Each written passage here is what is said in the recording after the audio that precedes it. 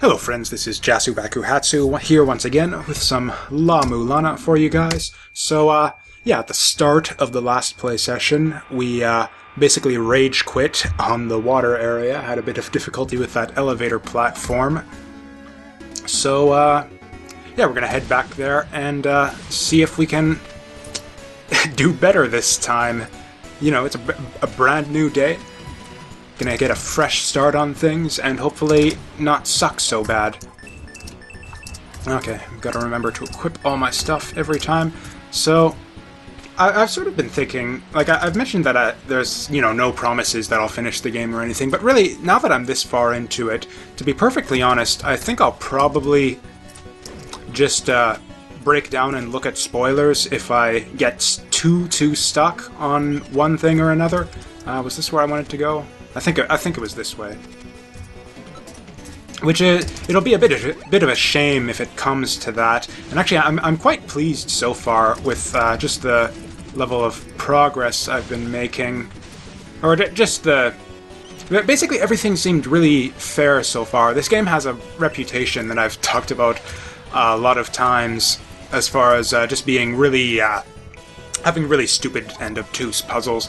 And I mean, really, I haven't seen anything that bad so far. I'm always, like I said, still kind of waiting to see if the game will... Oh, right, we went to this one. If the game will ever sort of get worse in that regard. But so far, it seems like extremely fair and reasonable, at least in terms of the puzzles and all that.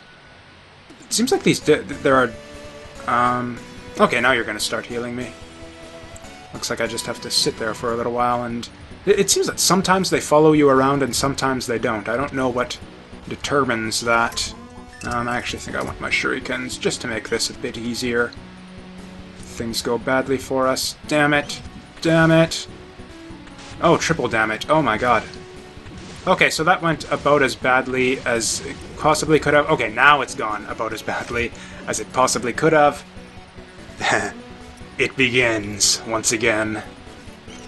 No, hopefully this will go smoothly for us. So we just need to...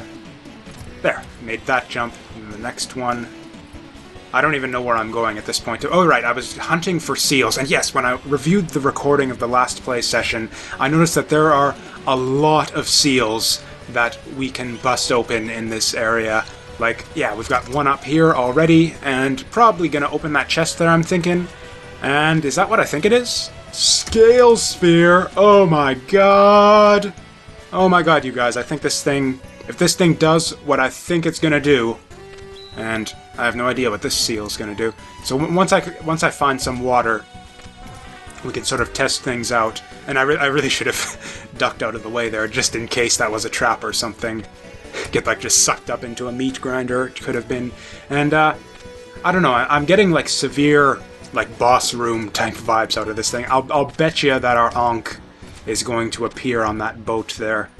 And then maybe they'll do the thing again. We'll have, instead of a minecart boss, it'll be a boat ride boss this time. That's my prediction. Ankh on the boat, boss fight on the boat. I think I'm not taking damage. I think I'm breathing underwater, guys. Holy damn. Okay.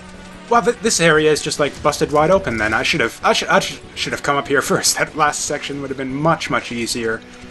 Yeah, if I'd have been able to breathe underwater. Oh, come on. I just want to go back in there to see if it did anything. Come on. Okay, there we go. We've got some water, but no Ankh just yet. Oh, and actually, we don't have the jewel yet for this area either, so I don't know what there is to be done about that. Okay, perfect timing there. I don't remember. I don't think there was a seal in this area, but, you know, it always helps to be thorough. I mean, that's not necessarily true. Sometimes it's a big waste of time to be thorough, but, you know, sometimes often it's an even bigger waste of time not to be thorough. And, oh, right, we want to re-equip our glyph reader. Re-equip our glyph reader, as well as our hand scanner. So, okay. Anyways, yeah, we probably just got a cartridge off of that one then. So yeah, I've been thinking a bit about just spoilers in general in games, and like when it's when it's appropriate to use them or not. It seems a lot like I was talking about last time, or a couple times ago, or whenever it was, about the notion of minor annoyance or minor flaws in games, and the degree to which they will sort of annoy me depending on how much I'm enjoying the game overall. And that's kind of the same thing with regards to spoilers. It's like, it's a nuisance when you have to use them, because it basically the degree to which you have to use spoilers in a game is the degree to which that game is just stupid, obtuse, counterintuitive bullshit, frankly. And there's a certain level of that in a game that's acceptable, but personally, I like to sort of play every game pretending as if we live in a universe. Ooh, a glove. Oh, is that a climbing glove? Is that a climbing glove? I think it could be. No, it's just a glove. Is it a... Okay. It's just a glove. I don't know exactly what type it is. We've actually got better mobility, or we've got better turning mobility underwater, actually, than we do on our mid-air jump. I can actually move side to side a bit more freely, although that's a lot more slowly, mind you. Stupid invisible underwater bat. How can bats even fly underwater? That just makes no sense. It's like, come on, aren't you going... I was sure that La-Mulana was supposed to be like a perfectly realistic Indiana Jones simulator. Yikes. Okay. This actually... This glowing thing looks a bit suspicious, but it's probably just background scenery. Yeah, I'm gonna say that's background scenery. Right, let's check the tablets.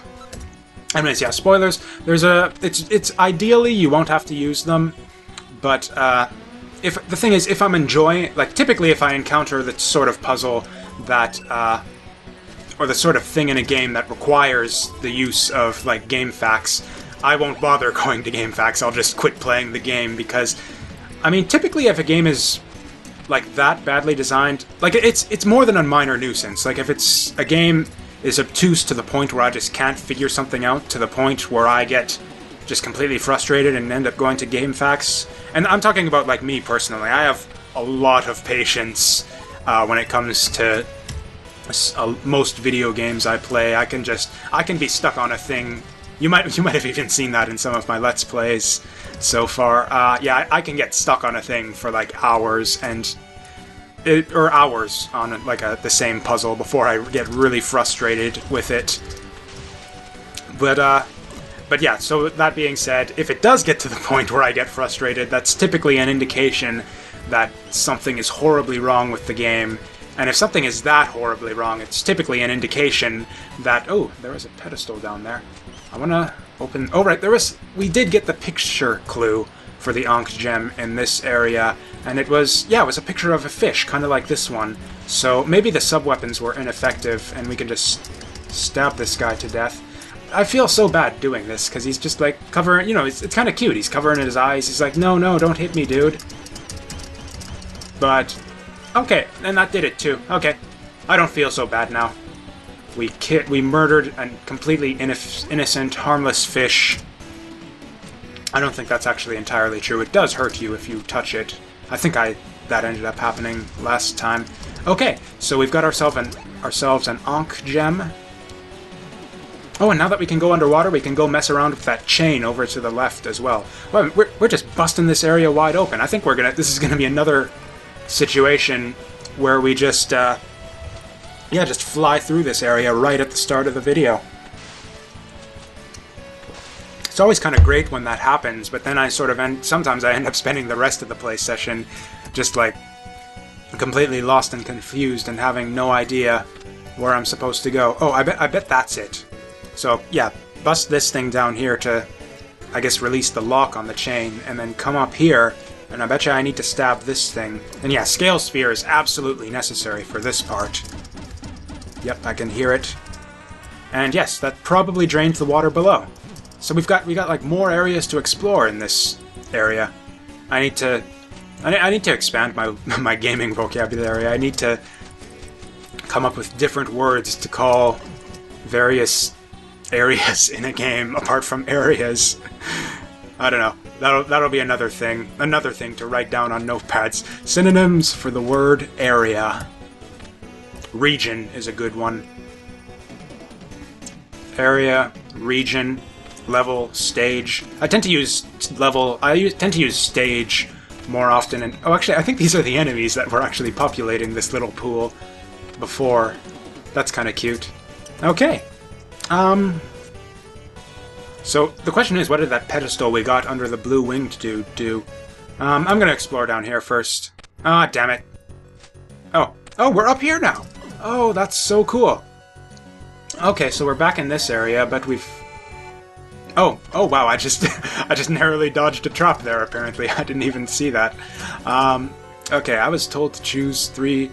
Oh, the one... Oh... Oh man, I feel really bad for save scumming that little puzzle now, because it's like, yeah, they were nice enough to actually clue it and let you know which one you should hit. That's just like, yeah, again, this game keeps, with the reputation this game has for, like, being so dumb and obtuse with its puzzles, it's been, like, just ridiculously fair. Like, even something as simple as, like, shoot the smiling one, which seems kind of, like I said, seems kind of like the most obvious thing to do there. But even then, even though it seems obvious, you get a clue in another area, and yeah, there was no real reason for us to go into that area before doing all that stuff we just did in the water area. Okay, and we got boots. They're blue boots, maybe no ice slippy boots. That would actually, I was thinking that actually the not slipping on ice would actually be helpful in terms of just unlocking different areas or allowing you to get to different. Oh my goodness! Oh, I think I've just figured out what boots do, guys. I think I figured out what boots. Whoa! Look at us go! Oh, we are just like, yeah, Speedy Gonzales over here. Speedy Anna Jones. Speedy. I'm out of speed related things to call my dude, but yeah, we're running fast now. And actually, this is, again, seems like maybe just like fluff and kind of not going to help you get anywhere, but okay, so then the question is, does this actually improve our jump distance at all? That is a thing I would like to try, and actually I could try it over there on that jump that I tried and failed to make hundreds of times. Still got the rainbow worms in this pyramid here. Not sure what's going on with that. Oh man. Wow, we got 2 items already, and we're probably going to end up coming to a boss pretty soon in the water area as well. I should really remember the proper names of these places. See, it's okay, there. See, we're speedy enough to sneak up behind that guy and stab him before he turns around. Oh yeah, things are just going fantastically for us. You know what? I am not going to mess around, you know, trying to see if I can make that jump and all that nonsense. I'm just gonna... Let's go back here and fight the boss. And I actually think I want... If I am gonna fight a boss, I think I want some shurikens. I think that's a thing that I want. And I also want a health refill. So many things that I want. Oh yeah, we're definitely just sailing up way higher. I don't know what killed that fish. Okay, so I gotta read... so I gotta read the manual to figure out what the gloves do. I did read the manual earlier to figure out what the cape does also.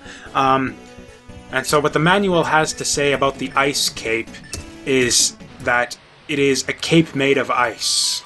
That is literally what it says in the manual for the description of what the ice cape does. A cape made of ice.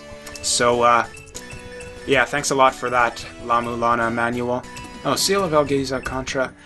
I'm wondering if...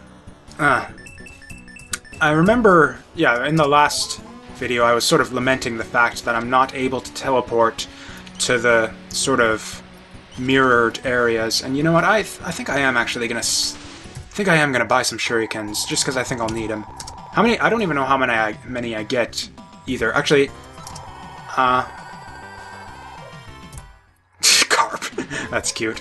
I'm going to equip them, just so I can see exactly how many I'm getting. Whoops, no, not those. And how many do I get? Hopefully like 20 or something. I'm exactly right there. Caught again. Oh, this is just awful with the fish-related puns. You know what? Yeah, and then 50 is a good amount of money. If I can't kill the boss in 120 shurikens, then I just don't deserve to live. Okay, got lucky that the fish jumped on the wrong side there. Whoops. Oh man, the boots are messing up my jump timing.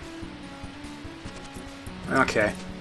I still don't think I got around to finishing my little side thought about spoilers there. Oh, Jesus. Maybe these boots might be a bit of a liability in the end when it comes to making certain jumps. We'll get used to it eventually. We got used to the regular jumping controls. Too much compensation that time. Yeah, the thing is, if I'm enjoying a game then enough, then I'll be willing to use spoilers to get past something that I'm stuck on. But typically, like, the games I enjoy tend to be, like, really... Like, I like good games, guys. Or, I mostly like good games. There are a few exceptions, but, generally, and, like, the types... Like, I think I've sort of maybe shown to you guys that, god damn it, that I'm sort of big into, like, you know, game design philosophy, what makes a good game, what goes in... What sort of thought processes go into designing levels and game systems and that kind of thing, and just analysis of, yeah, what makes those things good and interesting and that kind of thing. Just it's a topic that really interests me, and yeah, the kind of... Jesus! The kind of games that do that thing really well, like the types of games that I really like, tend not to be the types of games that are badly designed enough that I need to go to GameFAQs or some nonsense like that in order to get through them. So as a result, typically if a game ends up being stupid enough that I need to go to GameFAQs, let's go back and save. Then that's typically an indication that it's a bad game and that I typically don't play it anymore after that point. I actually can't think of a game that I really, really like that I ended up having to go to GameFAQs for to try and get through it for something. I'm just trying to think. I'm talking in like modern times here. I used GameFAQs like a motherfucker back in the day when I was like just a kid playing games on the Super Nintendo and Sega Genesis. I didn't have the patience back then for sort of just constant failure and just having to think about like puzzle solutions and that kind of thing for like potentially as much as an hour at a time. I didn't have the patience for that style of game, so I just always went straight to GameFAQs whenever I was stuck on something for like more than like 5 to 10 minutes. And so yeah, I ended up using GameFAQs for like Super Metroid, Zelda, all the Zelda games really. But yeah, I don't really do that kind of thing anymore. It really kind of spoils the enjoyment for me. Really, in certain kinds of games, like especially the puzzle games, the types of abstract logic puzzle games that I really like. Typically, being stuck is actually an indicator that you have a good puzzle and a really good game. Like a game like Braid or. Braid I sort of consider in that vein, in that it doesn't really have adventure game style puzzles. It's very obvious in Braid what the mechanics are, what you can do with everything. It's just all of that is made, the puzzle elements and what their role is just made apparent to you right at the outset, and then the whole puzzle is just figuring out how to work with the tools you have in order to find, sort of manipulate things into a solution state. And yeah, for those kinds of puzzles, typically being stuck is a good thing. Like, being stuck is the fun of those kinds of games. It's like, yeah, a game like Braid or Loop Salad or Super Nazo Puyo. It's like, how stuck you get on the puzzles is basically a measure of how fun the game is, for me personally at least. I really enjoy just yeah, puzzling over, like a really good, like just abstract logic puzzle. And yeah, going back to sort of my background in computer science, that's sort of what I like about programming as well. That's what I really enjoy, is being stuck on a problem for just a really long period of time. Okay, what do we got? Go away, and are we going to have a boat boss? Are we going to be riding on a boat? Yeah, I think it actually, we have unique boss music for each of the boss fights so far. But okay, where's the boss going to show up? I've actually kind of noticed that I think they are using like the same sort of intro fanfare. Is that it? No, it isn't. That's it. Fishy is... The big fish is the boss, not this. Whoa. Oh, God. Oh, I see. The fishy's there to make sure that... Okay, that's a cute touch, actually. So that makes sure that you... Oh, God, don't have insta-death to contend with, like falling off the bottom of the screen or something. Okay, and actually, yeah, it's also apparently... probably... Oh, God. Apparently a way to not stand on... Yeah, you don't want to be standing on the boat the whole time. Oh, God. I think this one might take a few tries, because... Oh, damn. I don't think I've hit this guy, like, even once so far. Okay, there we go. I hope that damaged him. I didn't hear anything that sounded like damage. Ugh. I don't know how to hit this guy. Like, what the hell? Oh, my. What damaged me there? Okay. Whatever. Man, this is a... Like, yeah, certainly ranged weapons are the key. I don't even know how you'd go about trying to stab or whip that guy. No, we could be into... Like, yeah, I mentioned how the puzzles might end up getting more challenging as we get further into the game. Maybe that's the case with the bosses as well, because I think, even just looking at it, this seems to be the hardest boss we've encountered so far. Man, it's a bit of a hike to get up to him, too, more so than the previous bosses. That's a bit of a nuisance. Oh, figuring out boss fights is another thing that I like in video games as well. But yeah, anyways, the point of all that discussion about spoilers and how sort of the need to use them, for me at least, for my level of patience, is typically an indicator that I'm playing a really bad game if I need to use them. But on the off chance that a game is good and ends up stumping me, I will, in theory, go to consult spoilers and look up puzzle solutions just in order to continue through the game and keep playing, because, you know, if it's a game that I like enough to continue playing. And that's La-Mulana for me so far. If I get stuck on something to the point where I get pissed off, I think I will actually consult a guide if I need to. I don't think it'll come to that, to be honest. Just yeah, just the way the game is designed so far, just the complete fairness and of its puzzles and how well designed the puzzles are and all that. It's just yeah, I strongly suspect that it won't come to that in the end. But, you know, we'll see. Never say never. And now to focus on the boss.